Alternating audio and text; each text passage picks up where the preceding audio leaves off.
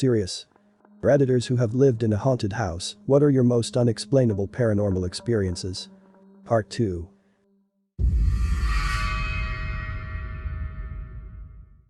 My husband and I own a martial arts school, and the building that it's in, which we also own, is about 130 years old. Next to a church. And I never, and still don't really, there has to be another explanation, believed in the paranormal, but the things that happened in it didn't just happen to me. It was decrepit. Which was why it was so cheap to purchase, and we basically did all the work ourselves, old, creaky, and drafty. Still knob and tube that we had to get an electrician to change out. So here's a bunch of things that happened. When we'd be working with like drills and electric saws, I'd hear the tinkling of a music box, and I'd stop everyone to ask if they hear it too. No one else did, so I assumed it must have been some music from the church coming through. My husband would often hear a woman's voice calling his name from the bottom of the stairs. It's 2 floors, a basement and a loft, and, thinking it was me back from work, would always ask it to come up. Turns out the building was empty. Happened 4 or 5 times. One night. There's a small apartment on the 2nd floor connected to a large hall. We woke up hearing what sounded like a broom sweeping across the wooden floors in the large hall. My husband got up to go check, but once he would walk in there, the sweeping sound would stop. It happened 3 more times that night. We chalked it up to mice or squirrels. We did find mummified squirrels in the attic once.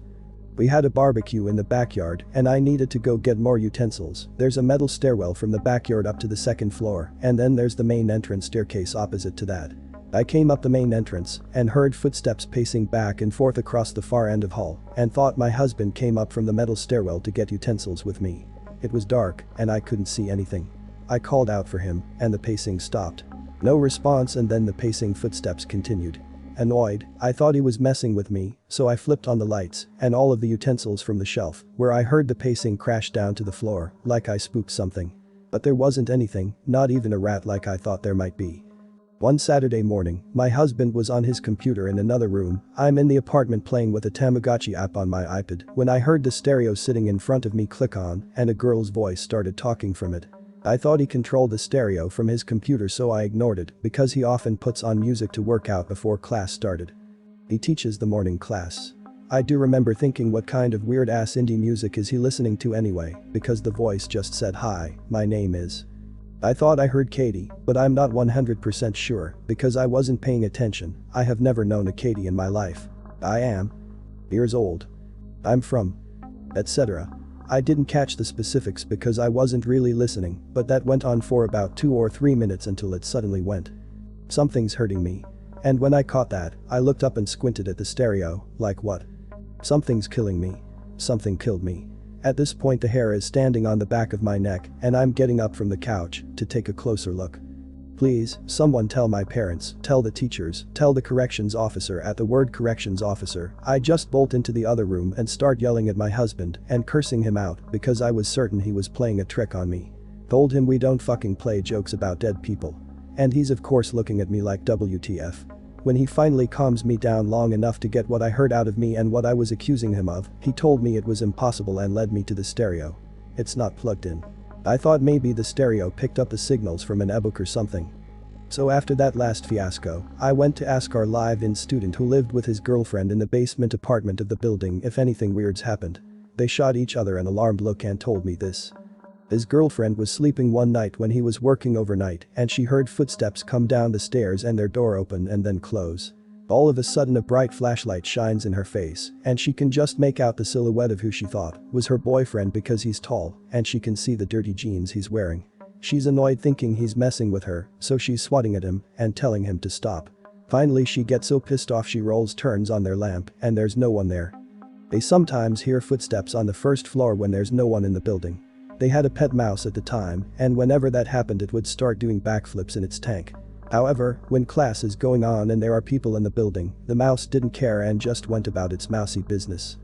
They were play wrestling one day when suddenly, their African gray parrot ruffled its feathers and in a really alarmed voice asked, "Who's there? Who's there?" They thought it was funny at first, so our student looked at the bird and pointed to the door and said, "You mean over here?" and ran towards the door to open it. As he did that, all the books that were lining the shelf on the way to the door fell over in front of him and the light started flickering. The bird and the mouse both got spooked and were throwing themselves against their cages. Our second live-in student after the first The first one got married to his girlfriend, got their own home, had a baby, several times could just not find his phone. When he woke up in the morning, when he had placed it next to his bed the night before, he would search his room high and low, and then he'd find it perfectly placed right outside his locked bedroom door on the floor. I thought he might have been sleepwalking, but his girlfriend says she'd realize it if he did since she's a very light sleeper. So don't know what that's about. Nothing notable has happened since then, but we have also not had anyone stay there overnight in years. So 2 weeks before we moved, my dad and I toured our house, and I noticed this guy was painting the water heater, which I thought was weird AF, but I was like 10, so whatever. Anyway, we moved in on a Wednesday, and my parents let me stay home from school until the following Monday and preoccupied me with coloring books and a new dollhouse. In my brand new crayons pack, there literally wasn't a blue crayon, like it was a 64 pack, but there were only 63 crayons in it. One day I went downstairs into the basement and my blue crayon was next to the hot water heater and scribbled on there it said, "Hi David." Heaven, I was so confused. I started school and my new classmates were like, do you live in Kevin's house? Your house is gonna be haunted." It turned out that Kevin was a little 8-year-old boy that lived in our house prior to us and he got hit by a car in the front yard. He would write notes if you left out a pen and paper, open and close doors, adjust the thermostat. The kind where you had to turn a knob and always turn on Christmas music when it was that time of year. We had a swing set in the backyard and even on the hottest calmest days of summer, only the left swing would be moving back and forth. We had this dumb cat that I would lock in my bedroom at night and every morning, my parents would open the door and let him out, then close it back. One night I woke up and the cat was meowing at the door and it woke me up, but the door opened and the cat hissed and ran out really fast. I asked my mom the next morning why they didn't close my door and they said they didn't open it. The last story is when I was very upset and nearly suicidal one year during Christmas break, the police just randomly showed up at my house. The policeman said he was patrolling our neighborhood and felt like something was wrong at our house. I'm absolutely certain Kevin had something to do with it. When I was younger, I used to take naps upstairs, but by the time I was 8 years old, I absolutely refused to go upstairs. The upstairs had 2 large closets. Attics. They ran from one side of the upstairs all the way to the other side on both sides. It was essentially a crawl space that was maybe 30 feet long. It started one day when a friend and I went crawling from one side to the other with flashlights like kids normally do. Then I saw a girl sitting there in the corner acting like she wanted to play with us. I know a lot of people say when they see a ghost they aren't scared, just interested. Nope, I was beyond terrified. This girl looked normal, had blonde hair, a nice dress and seemed friendly. I stayed silent, kept crawling behind my friend, and got out of the closet. Told him what I saw in there, he said he didn't see it but felt like he didn't want to go back in. Then my parents would occasionally send me upstairs to get something and when I would get up there I would see the doors swing open. As if they were trying to get me to come inside. I would lose toys and wouldn't be able to find them anywhere. Suddenly, my parents would be fishing out Christmas presents out of the attic and we would find some of my toys in there. I remember being 8 years old, my parents are asleep still in the morning and I leashed up my dog to go take on the monster in the attic. My dog, usually up for anything, refused to go off the top step into the attic. My parents never believed me with all the weird things that happened in that house. I would get blamed for things that happened all over the house. Leaving lights on, toys all over, things I knew I didn't do. Well, anyway, we move out of there when I am 10. Not a week passes before the new owners call us up and ask if the house is haunted. Their daughter sleeps upstairs, she says that she has been playing with a blonde-haired girl at night. My parents laughed at how crazy these new homeowners must be. To make an already long story short, the girl started appearing in other parts of the house for them. They kept in contact with us. They would look over while watching TV and see the girl sitting on their daughter's lap, etc. They looked up on the computer the past owners of the house, found an old dressmaker that lived there and yep, a picture of the little girl wearing one of the ladies' dresses. The family that moved in there were absolutely torn apart by the events. Got divorced, dad stayed living in the house and ended up taking his own life in that house. So this is currently happening in the house I'm living in New Jersey. A week or so ago at 3 a.m. I was just getting up to turn the heating off and potter around after falling asleep on the sofa. I was yawning and rubbing my eyes a lot and was just about to get up to go to bed when I realized this noise getting louder and louder, like you don't realize it's happening until it's super loud. I suddenly realize and turn my head around to see the kettle boiling by itself. You have to push a button down, and it glows blue, which was highlighting the shadow of the button that had definitely been pressed.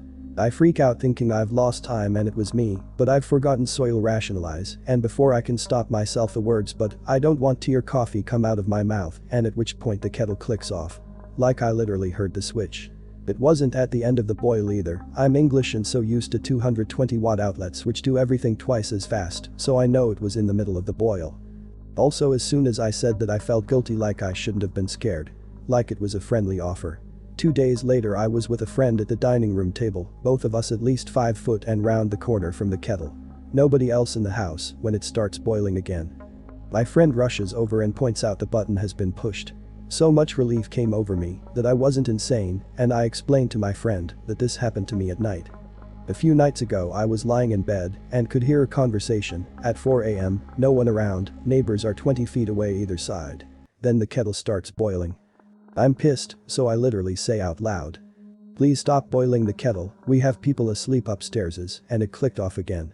This could just be a faulty kettle and coincidence. I don't believe in ghosts whatsoever and have never seen or felt anything before. It's just freaky, but it's not scary. Only my first instinct.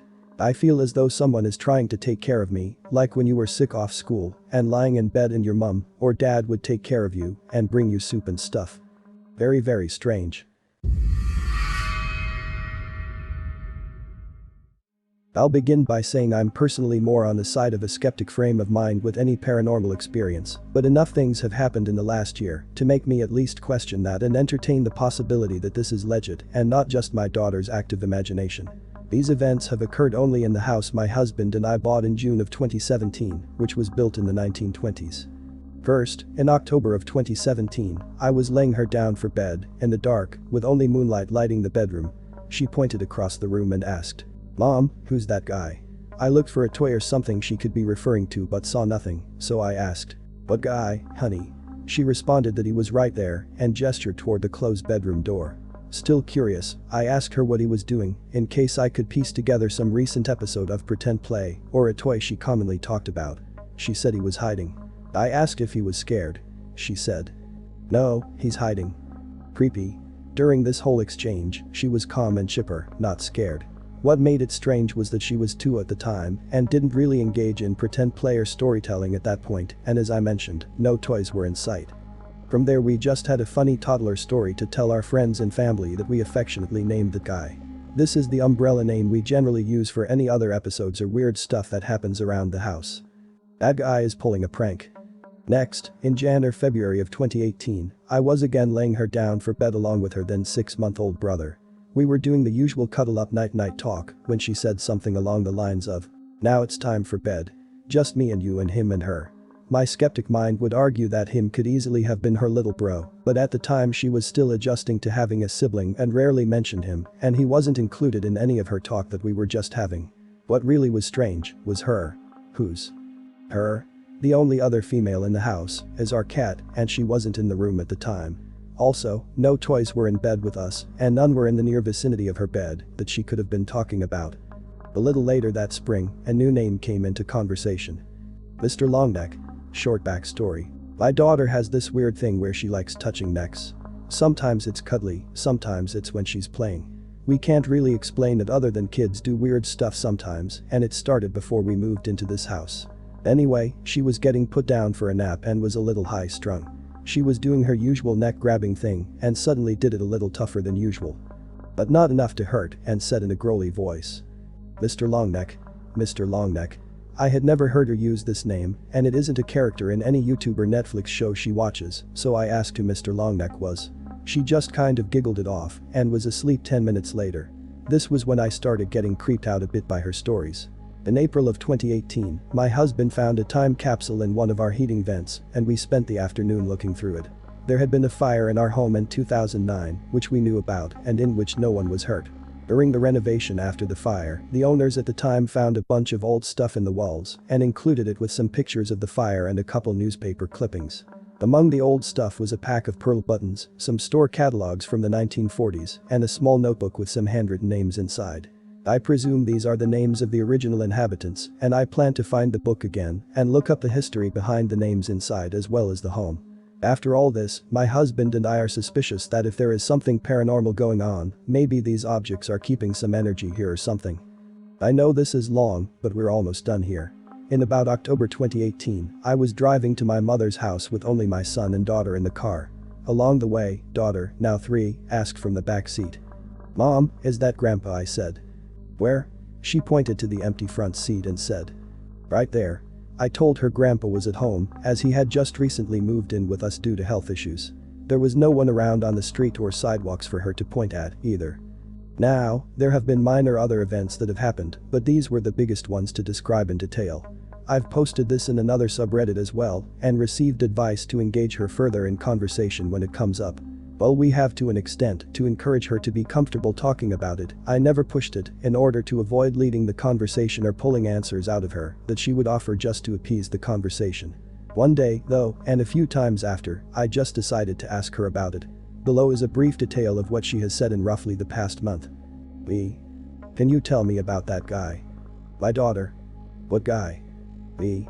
You don't remember that guy? Daughter. No. I asked. What about Mr. Longneck? And she answered. Oh. Yeah. Face lights up. I asked her again if she can tell me about him. And various other questions lead to. Mr. Longneck is a grown-up. He wears a monster clothes and a hat. He is nice but also scary. He says trick or treat but doesn't wear a costume. He lives far away and goes with Santa in the sky to his house where he belongs. She says he comes to our house at nap time, which she no longer has but was generally the afternoon. He knocks on our big door. Patio door, walks through the kitchen. These were her exact words, and while she was telling me this, was pointing a path from the door to one of our living room windows. I asked what he says or does, and among a few things, she mentioned he played in the kitchen with her with a spinny cow toy. This is one of those Fisher-Price pull-string farm toys. She never plays with it, I rarely see it, and have never seen it in the kitchen. The specific details of this piqued my interest for sure. I also asked if he ever brought a friend to see if I could follow up on the her mentioned earlier. He brings a friend, she is a little girl, not a grown-up, and has yellow hair like me. She is never scared of these talks, although she withdraws from the conversation when I ask about his neck and why it is long. A little backstory. Growing up, my brother and I lived with our single mother. The house was a little 500 square foot home, but we were young so it wasn't a huge deal. My mom remarried, and the newlyweds decided to tear down the old house and build a ranch on the land. Strange but explainable, things started happening after we moved back in. One of the strangest things to happen was when my brother and I were in the house alone. We were hanging out at an island in the kitchen, talking about what teenage boys talk about, when I hear the faintest whisper of someone saying my brother's name.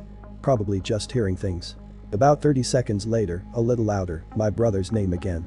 He was talking when I heard the second whisper, and he seemed to hear it too because he stopped what he was saying briefly. Finally, about 15 seconds after the second interruption, clearly and angrily, a raspy voice says his name. We looked at each other and he asked. Did someone just say my name? I told him I'd heard it more than once. He said. 3 times, right. We grabbed our coats and went to get Burger King. My wife and I were living in an apartment and my great aunt was looking to sell her home. The house was built in the 50s and needed some work, and my aunt didn't feel like taking care of it, so she suggested she take the apartment and we buy the house. It was 2005 and the market was going nuts, so it worked out for everyone.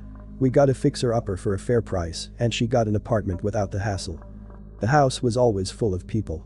We had friends live with us for a while, then my brother. From earlier, then we had kids. After moving in I started sleepwalking, actually opened up the basement door and fell down a flight of stairs. That sucked. Every once in a while you'd get creeped or hear a strange sound, but it was nothing really noteworthy and could be explained as someone else making noise. My great aunt passed away a few years ago and things started getting really strange. My wife would hear voices. My son, who was 2 or 3 at the time and has 2 older siblings, started waking up at 2 or 3 in the morning crying. The cat would go into his room and stare at the top corner of his wall. The dogs would growl outside the door. All pretty explainable.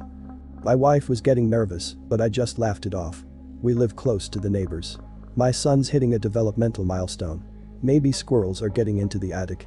Then things started getting creepy. We were watching my brother's son. Yup, that brother, one day.